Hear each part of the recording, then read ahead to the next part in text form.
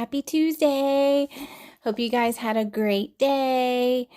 Sorry I'm a little late this evening. Miss Jacinda had some things going on, but nevertheless, I'm here now and it's better late than never, so let's get started.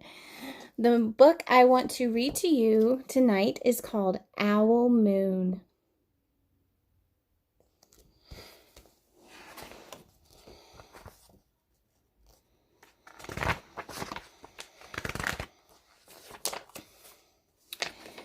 It was late one winter night, long past my bedtime, when Pa and I went owling.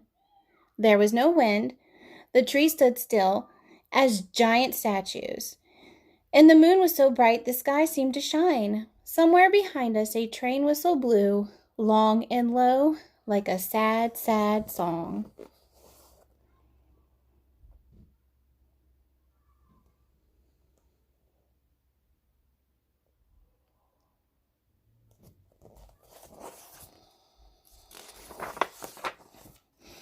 I could hear it through the woolen cap Pa had pulled down over my ears.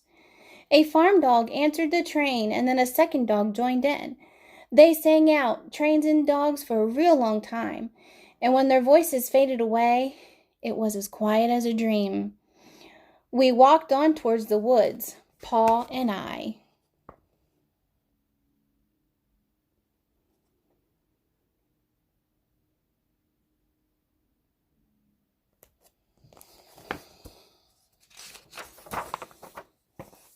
Our feet crunched over the crisp snow, and little gray footprints followed us. Pa made a long shadow, but mine was short and round. I had to run after him every now and then to keep up, and my short round shadow bumped after me.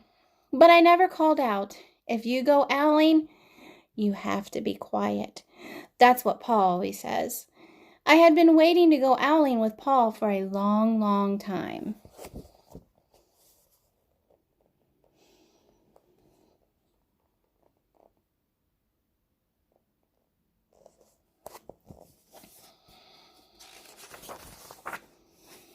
We reached the line of pine trees, black and pointy against the sky, and Pa held up his hand. I stopped right where I was and waited. He looked up as if searching for stars, as if reading a map up there. The moon made his face into a silver mask.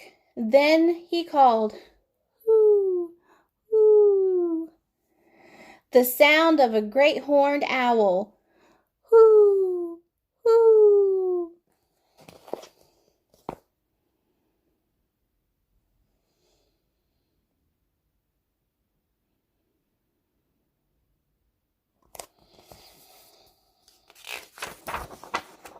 Again he called out, and then again. After each call he was silent, and for a moment we both listened.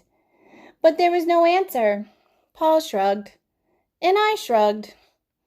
I was not disappointed. My brothers all said sometimes there's an owl and sometimes there isn't.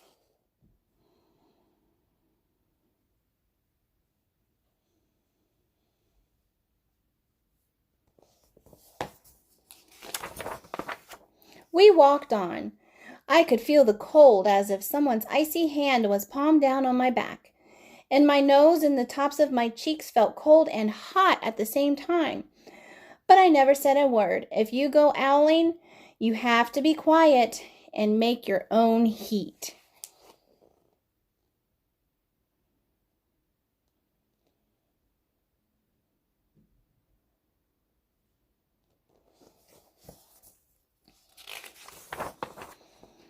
We went into the woods. The shadows were the blackest things I had ever seen. They stained the white snow. My mouth felt furry, for the scarf over it was wet and warm. I didn't ask what kinds of things hid behind black trees in the middle of the night. When you go owling, you have to be brave.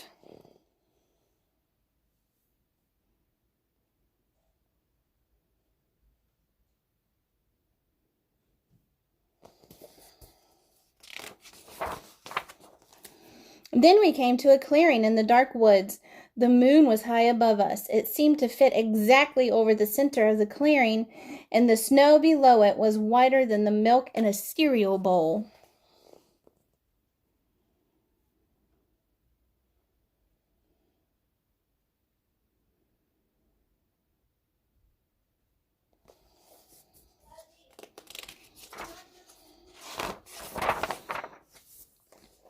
sighed, and Papa held up his hand at the sound. I put my mittens over the scarf over my mouth and listened hard, and then Paul called, "Hoo, hoo, hoo, hoo." I listened and looked so hard my ears hurt and my eyes got cloudy with the cold. Paul raised his face to call out again, but before he could open his mouth, an echo came threading its way through the trees. Hoo, hoo.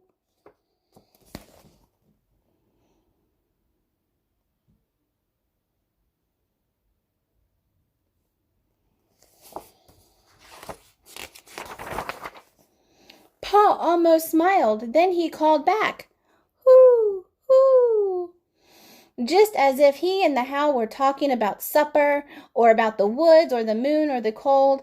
I took my mitten off the scarf off my mouth, and I almost smiled too.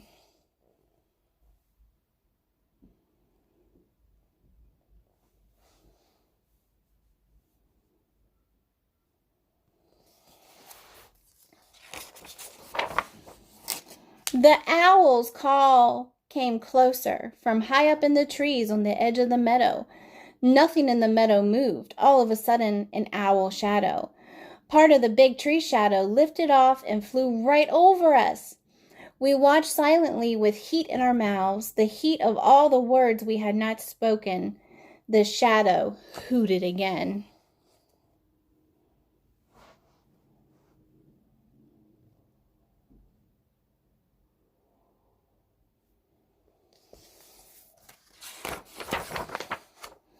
Paul turned on his big flashlight and caught the owl just as it was landing on a branch.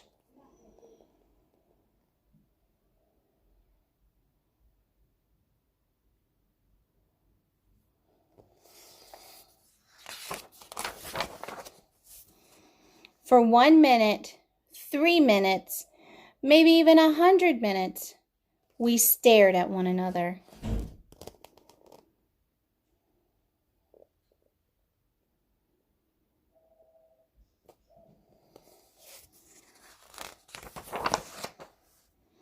Then the owl pumped its great wings and lifted off the branch like a shadow without sound. It flew back into the forest. "Time to go home," Paul said to me.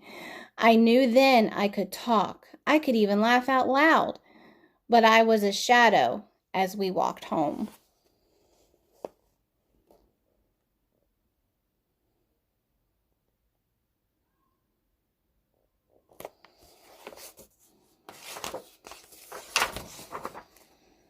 When you go owling, you don't need words or warm or anything but hope. That's what Paul says. The kind of hope that flies on silent wings under a shining owl moon.